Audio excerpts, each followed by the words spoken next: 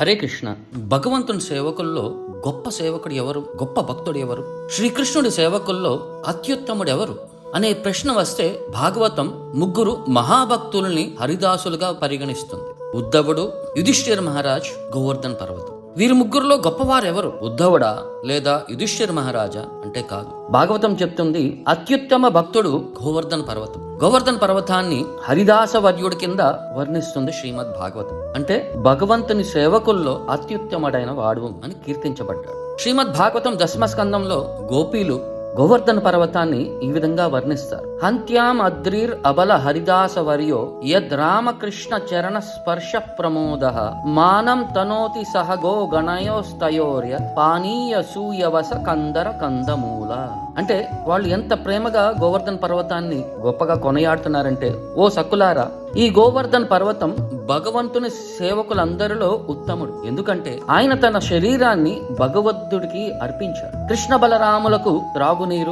గోవులకు మేత, రక్షణకు గుహలు, పండ్లు, పూలు, కూరగాయలు అన్ని సమర్పిస్తున్నాడు. కృష్ణ బలరాములు ఆయనపై నడిచినప్పుడు గోవర్ధనుడు ఆనందంతో వెన్నలా కరిగిపోతాడు. అందుకే గోవర్ధనగిరి హరిదాస వర్యుడు.